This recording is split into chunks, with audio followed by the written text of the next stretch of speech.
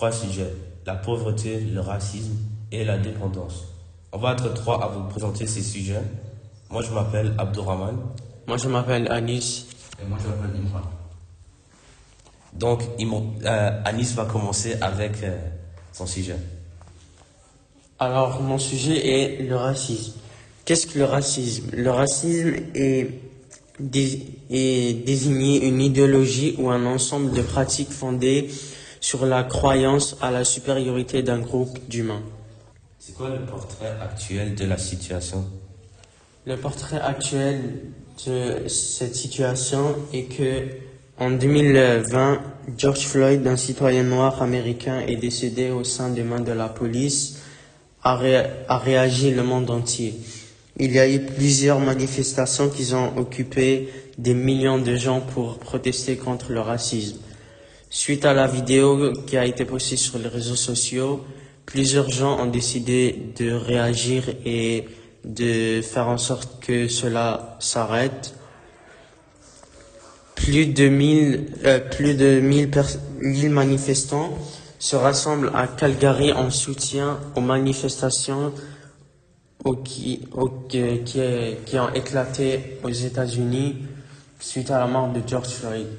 Aussi, plusieurs gens ont réagi sur les réseaux sociaux avec le Black Lives Matter où la phrase que George Floyd a dit aux policiers I can't breathe. Donc, c'est quoi des solutions pour améliorer la situation? Il y a 5 solutions que nous pouvons faire pour améliorer cela. La première solution est d'écouter et amplifier la voix des Noirs. En faisant cela, tu peux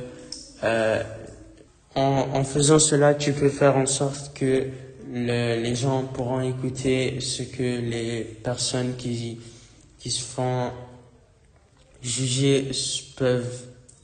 Ouais. Deuxièmement, dénoncer le sectarisme et les discussions haineuses. Le sectarisme est que tu sépares des groupes individuellement, comme par exemple les Arabes ensemble, les Noirs ensemble, les Blancs ensemble, etc. Il faut éviter de faire cela et éviter les discours haineux envers ces minorités-là. Le troisième est enseigner aux enfants la compassion, l'équité et le droit de la personne. En faisant cela, nous pouvons faire en sorte que la prochaine génération ne refasse pas les mêmes erreurs que nous avons fait et notre avenir se situe entre les mains des enfants. Le quatrième est de défendre les personnes victimes de harcèlement et intervenir s'il n'est pas dangereux de le faire.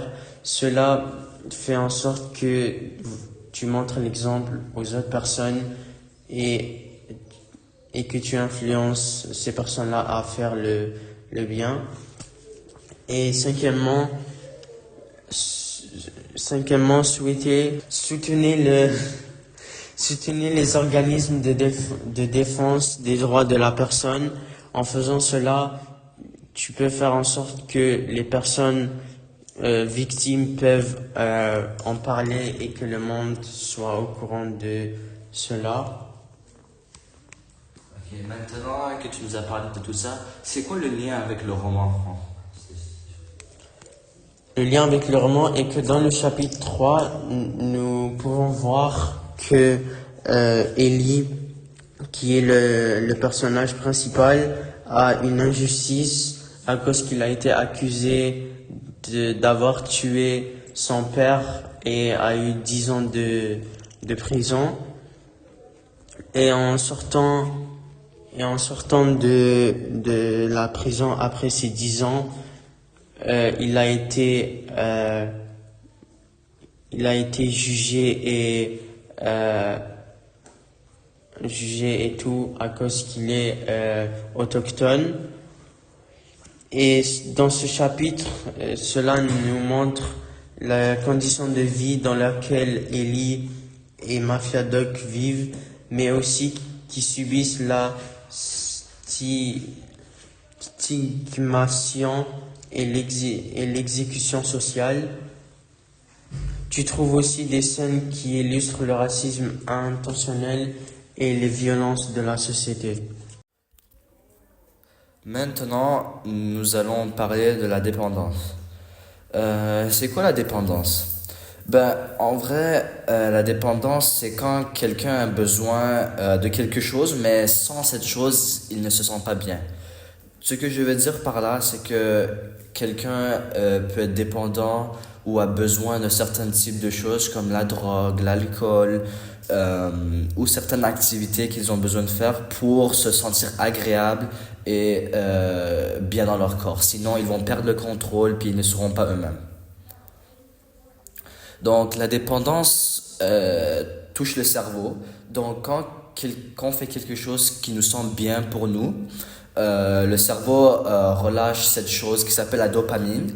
Et cette dopamine peut être un problème en termes de dépendance puisque le cerveau va demander encore et encore et encore jusqu'à temps que ça devienne un problème pour toi.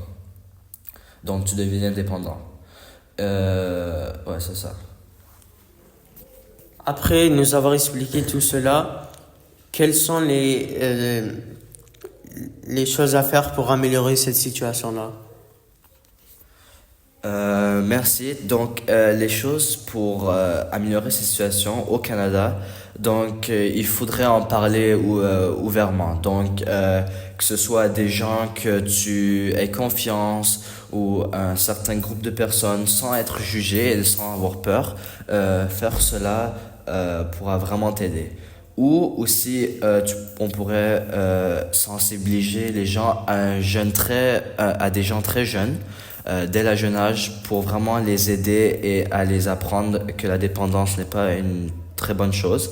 Donc, à les organiser à faire des choses à un jeune âge, comme ça dans le futur, ils n'auront pas ce problème ou très peu. Aussi, il y a aussi des services de soins qu'on peut retrouver au Canada qui vont nous aider. Donc, comme des sites en ligne, comme des sites de jeunesse, ou J'écoute, ou des centres de santé dans des villes, comme le CLCS au Québec, sont des endroits où est-ce que tu peux aller sans problème et te faire aider.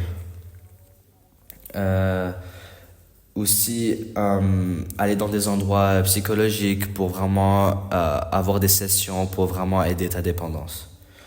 Aussi, les parents seraient une bonne façon de les aider. Donc, il y a beaucoup de jeunes enfants qui développent des dépendances à un jeune âge. Donc, ça serait bien que les parents jouent un rôle important à les aider à apprendre ces choses et pourquoi c'est pas bon, ou etc. Donc, ouais, c'est ça. Maintenant, c'est quoi le lien avec le roman Joe Diake?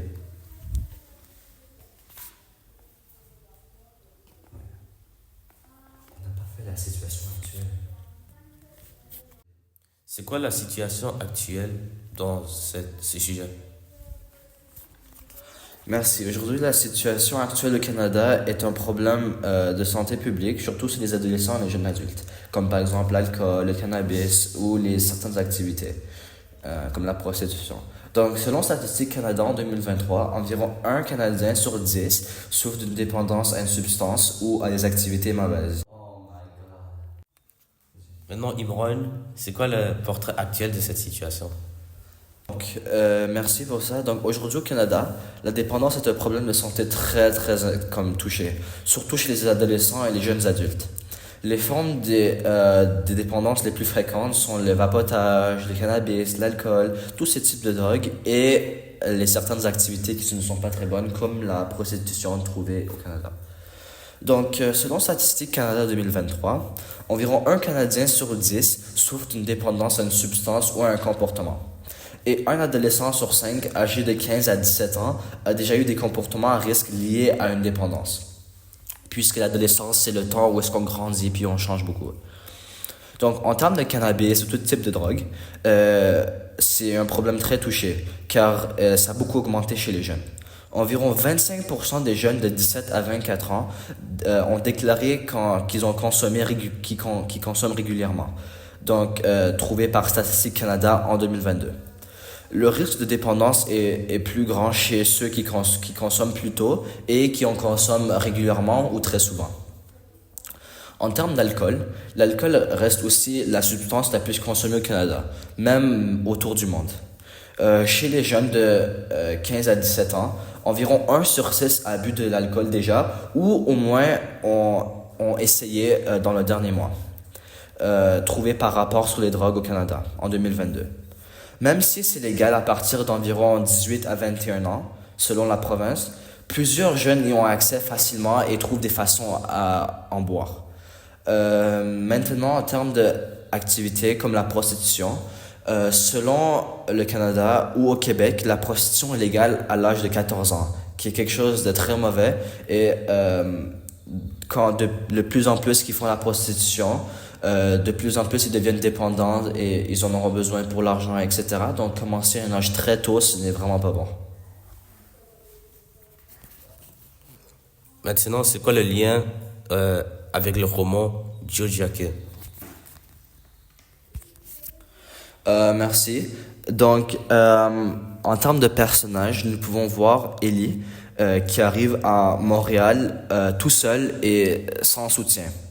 Donc, avant ça, il avait vécu beaucoup de méchanceté et de problèmes avec son père, qui était alcoolique. Donc, on pouvait voir la dépendance autour de lui, entre Ellie, puisqu'il n'avait rien, puis il était dépendant d'essayer de trouver une autre vie. Donc, ça montre que la souffrance et l'isolement peut lier à une dépendance très mauvaise. Maintenant, Marie et Tracy, ce sont deux individus qui vivent dans la rue, dépendants d'essayer de gagner de l'argent et leurs besoins de santé. Donc, ils font de la prostitution, des activités comme ça, ou de l'alcool, de la drogue pour vraiment se sentir bien dans leur corps et trouver une façon de vivre dans la rue. Donc, ça démontre une dépendance très grave pour des gens qui vivent dans la rue. Ou aussi, nous avons Jamie, qui était la personne qui donne les repas aux sans-abri. Donc, ça montre que Jamie, avec un peu d'aide, on peut éviter ou sortir de la dépendance. Donc, toujours quelqu'un qui aide pour aider les gens en dépendance. Et pour finir, nous pouvons avoir Mafia Doc, qui était un homme qui vivait dans une tente malgré le froid. Donc, il refusait d'aller dans des refuges et des choses du genre. Puis il semblait vraiment fatigué dans le livre. Donc, ça montre que certaines personnes restent seules et sont dépendantes parce qu'ils ont perdu confiance dans la vie puis ils n'ont rien d'autre à faire. Après avoir parlé des deux enjeux de société, maintenant je vais parler de mon sujet, la pauvreté chez les autochtones. Maintenant, c'est quoi la pauvreté chez les autochtones? Ça fait référence à la situation d'un groupe autochtone qui n'a pas accès à des ressources suffisantes pour avoir un assez bon niveau de vie décent. Donc, c'est quoi le portrait de la situation actuelle? La pauvreté chez les autochtones reste présente en tant qu'enjeu principal. En 2016, 47% des enfants autochtones vivaient en situation de pauvreté, selon une étude. Ce pourcentage monte à 53% pour les enfants autochtones qui vivent dans les réserves. En total, la moyenne des enfants autochtones est de 17,6% à travers le Canada. Les groupes autochtones qui font face à des taux de pauvreté plus hauts que d'autres groupes ethniques. Les groupes autochtones font face à des taux de pauvreté plus hauts que d'autres groupes ethniques. Selon des recherches, 24% des autochtones étaient dans des situations de pauvreté au moins une fois en 2017. En comparaison avec la moyenne nationale, ce pourcentage est beaucoup trop élevé. Ok, maintenant que tu nous as posé ces belles réponses, c'est quoi les solutions pour améliorer cette situation en général? Ok, pour pouvoir trouver des solutions pour la pauvreté chez les autochtones, les solutions doivent être globales. Donc, les solutions doivent être utilisées pour chaque groupe de minorités comme les Noirs, les autochtones et même les Blancs. Parmi les solutions, investir dans des services publics pour améliorer la situation des autochtones serait une bonne idée. Donc, améliorer le financement des écoles, des services de santé, etc. Il faudrait combattre la discrimination contre les autochtones en mettant en place des politiques pour promouvoir l'égalité aux droits fondamentaux, comme des lois. Et par exemple, la santé, l'éducation, le logement et les emplois doivent être plus accessibles aux autochtones de la région nordique. Il faudrait renforcer les programmes comme Nutrition Nord Canada, car ça améliorerait l'accès des aliments sains, surtout chez les groupes d'autochtones dans des communautés nordiques et isolées. Il faudrait aussi soutenir les systèmes alimentaires autochtones comme les pêcheurs, les cueilleurs et les chasseurs. Le but de cela est d'accroître leur autonomie alimentaire. Ok, maintenant avec cela encore qui est terminé, j'aimerais savoir c'est quoi le lien avec le roman? Ok, donc le lien avec le roman Jojake, il y en a plein comme leur environnement et même dans les personnages du roman, comme dans le chapitre 10, Mafia Doc meurt dans le froid puisqu'il n'avait pas d'autre abri que sa tente. Comme similaire à le cas de Raphaël André, la pauvreté de ce monsieur a causé sa mort puisqu'il ne pouvait pas trouver d'abri pour lui-même, même s'il y avait des services pour aider les pauvres à se réfugier du froid. Donc il est mort dans des températures environ à 0 et moins 5 degrés. On peut aussi voir des personnages comme Marie et Tracy dans le chapitre 8. Elles ont été des prostituées car elles étaient pauvres et elles devaient gagner de l'argent.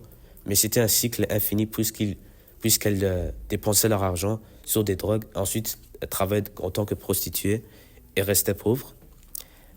À Winnipeg, la prostitution dans les rues était faite 70 à 80% par des femmes autochtones, seulement à Winnipeg seulement. Le roman met en portrait Ellie, un jeune Innu banni dans sa communauté qui vit à Montréal sans ressources et sans abri, ce qui reflète la réalité de nombreux autochtones exclus dans leur communauté et se retrouvent dans la pauvreté. Il y a aussi plein de liens avec le roman comme dans les environnements. On peut voir dans le Square Cabo, l'environnement est complètement rempli de pauvres. Et en vraie vie, on peut voir dans Downtown qu'il y a beaucoup de pauvres qui sont autochtones ou même d'autres groupes de minorités. Donc ça, c'est tout pour mon sujet. Et 2 heures plus tard. Donc maintenant, pour conclure ce balado, il faut se rappeler que des problèmes comme la pauvreté, la dépendance et le racisme touchent profondément toutes les communautés. Ces enjeux sont souvent liés entre eux et montrent que notre société a besoin de changer ces petites choses, ces choses. En prenant conscience de ces réalités et en se montrant solidaire et en agissant, on peut vraiment faire la différence, selon nous. Mais ce ne sera pas facile. Chaque petit geste, chaque parole peut jouer un rôle qui peut améliorer les choses. Alors, à nous de poser une question. Comment, au quotidien, on peut contribuer à ce changement? Donc, maintenant, merci d'avoir pris le temps d'écouter et on peut se souvenir, chaque action, même petit, compte.